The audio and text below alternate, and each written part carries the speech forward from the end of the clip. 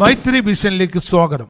ഗവൺമെന്റിൽ നിന്ന് കിട്ടാനുള്ള ആനുകൂല്യങ്ങൾ നിർബന്ധമായി അത് ഏതറ്റം വരെ പോയി നേടിയെടുക്കാനുള്ള ഒരു നേതൃത്വം നിങ്ങൾക്കുണ്ട്.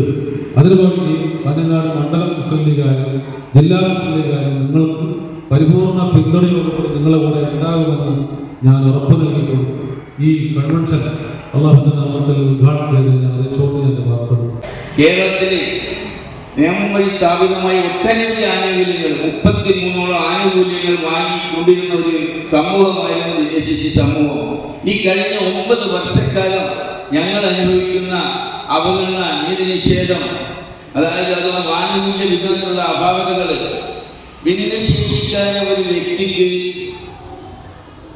സമൂഹത്തിന്റെ പൂർണ്ണ പിന്തുണയോട് കൂടി ഒരാളുടെ ഔദാര്യമല്ല ആനുകൂല്യം എന്ന നിലയിൽ ഞങ്ങൾക്ക് ലഭിക്കുന്ന ഭിന്നശേഷിക്കാർ പെൻഷൻ, ആ പെൻഷൻ കഴിഞ്ഞ ജനാധിപത്യ സർക്കാർ 2013-14 വരെ കേരളം ഭരിക്കുമ്പോൾ ഒരു ഭിന്നശേഷിക്കാരൻ ഒരു കർഷക തൊഴിലാളി ആയിരുന്നെങ്കിൽ ആ കർഷക തൊഴിലാളി പെൻഷൻ ഭിന്നശേഷി പെൻഷൻ രണ്ടും വാങ്ങാമായിരുന്നു. അതുപോലെ ഒരു വിധവ പെൻഷനും ഭിന്നശേഷി പെൻഷൻ രണ്ടും വാങ്ങുന്ന ഒരു സാഹചര്യം എത്തിക്കൊണ്ടിരുന്ന സാഹചര്യം ഉണ്ടായിരുന്നു. അതുകൂടാതെ 80% മുകളിൽ വൈകല്യമുള്ള ഒരാൾക്ക് അന്ന് യുവ സർക്കാർ 600 രൂപ കൂട്ടിക്കൊണ്ട് അന്ന് സഭ കൊടുത്ത 1200, 1600 കൊടുത്ത ഒരു സാഹചര്യം കേരളത്തിലുണ്ടായിരുന്നു.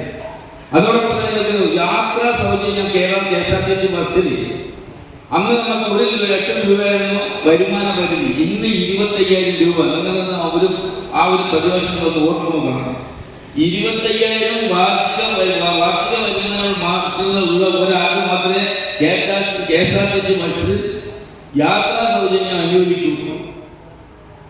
അതോടൊപ്പം തന്നെ കേരളത്തിന് മുമ്പിൽ ഭിന്നശേഷിക്കാർക്ക് 4 പോസ്റ്റ് വൈദ്യുതി കണക്ഷൻ വെച്ചിരുന്നു. അതിന്നില്ല. ഭിന്നശേഷിക്കാരുടെ മക്കൾക്ക് കല്യാണ സഹായം ലഭിച്ചിരുന്നു. അതില്ല.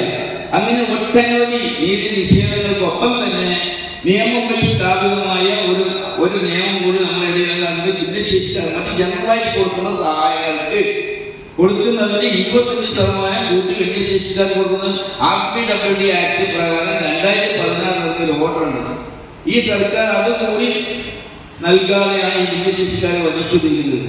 ഇപ്പൊ സകലാംഗനും വികലാംഗനും ഒരേ പെൻഷൻ, തെങ്ങിനും കഴിഞ്ഞ് ഒരേ തറ എന്ന പോലെ 65 ലക്ഷം പേർക്ക് പെൻഷൻ കൊടുക്കുമെന്ന് കുട്ടിയാഘോഷിക്കുന്ന LDP സർക്കാർ അതിലാകെ ഭിന്നശേഷിക്കാർ 6 ലക്ഷത്തിൽ പരം ആൾക്കാരെ ഭിന്നശേഷിക്കാർ പെൻഷൻ വാങ്ങുന്നത്.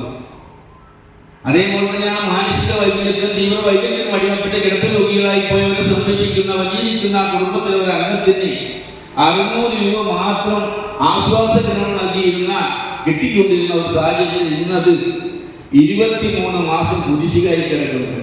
18,000-ൽ പരം അപേക്ഷകൾ കെട്ടിക്കിടക്കുന്നു. 22,000-ൽ പരം ആൾക്കാർ ആനുകൂല്യം പറ്റിക്കൊണ്ടിരുന്നവർക്ക് 23 മാസം ആനുകൂല്യം ലഭിക്കാതിരിക്കുന്നു.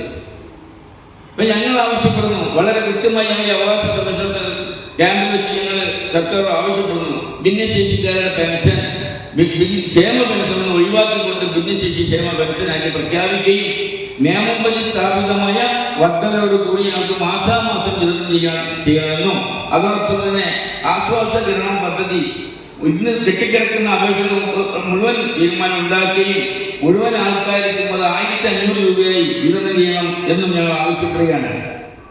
അതോടൊപ്പം തന്നെ ഞങ്ങൾ പറയുന്നത് UDI കാർഡ് ഒരു സെൻട്രൽ ഗവൺമെന്റ് സ്റ്റേറ്റ് ഗവൺമെന്റ് ഒന്നിച്ചൊരു കാർഡ് എടുക്കുന്നത് ഭിന്നശേഷിക്കാര് അത് ആധികാരിക രേഖയെന്ന് കേരള ഗവൺമെന്റ് പ്രഖ്യാപിക്കുന്നു, സെൻട്രൽ ഗവൺമെന്റും പ്രഖ്യാപിക്കുന്നു. പക്ഷേ അതിന് ട്രെയിൻ യാത്രക്കോ KSRTC ബസ് യാത്രക്കോ പ്രൈവറ്റ് ബസ് യാത്രക്കോ ഉപയോഗിക്കാൻ സാധിക്കുന്നില്ല. മറ്റുള്ള എല്ലാ ആനുകൂല്യങ്ങളും വാങ്ങുന്നതിന് അത് അനുവദിക്കുന്നുണ്ട്. പക്ഷെ അതുകൊണ്ട് മുമ്പ് ഭവനമധ്യ ലൈഫ് പദ്ധതിയിൽ നമുക്ക് 10% സമ്പന്നം ഉണ്ടായിരുന്നു. ഇന്ന് ലൈഫ് എന്ന പേര് കേൾക്കാനില്ല എവിടെയും. അപ്പം ഇതുപോലെ തന്നെയാണ് നമ്മൾ ഈ ഇത്തരം ഒരു സാഹചര്യത്തിലാണ് നമ്മൾ ഇന്ത്യൻ യൂണിയൻ മുസ്ലിം ലീഗ് എന്ന് പറഞ്ഞ പ്രസ്ഥാനം കേരളത്തിലെ ഇന്ത്യയിൽ തന്നെ ജീവകാരുണ്യ പ്രവർത്തന രംഗത്ത് മാതൃകാപരമായ പ്രവർത്തനം കാഴ്ചവെക്കുന്നത് ജാതി മത കക്ഷിഭേദമന്യേ എല്ലാവരും അംഗീകരിക്കുന്ന ഒരു പ്രസ്ഥാനത്തിന്റെ കീഴിൽ ഒരു അനുബന്ധ സംഘടനയായി നിലകൊള്ളാൻ സാധിച്ചത് ഞങ്ങളുടെ സൗഭാഗ്യമായി കാണുന്നു.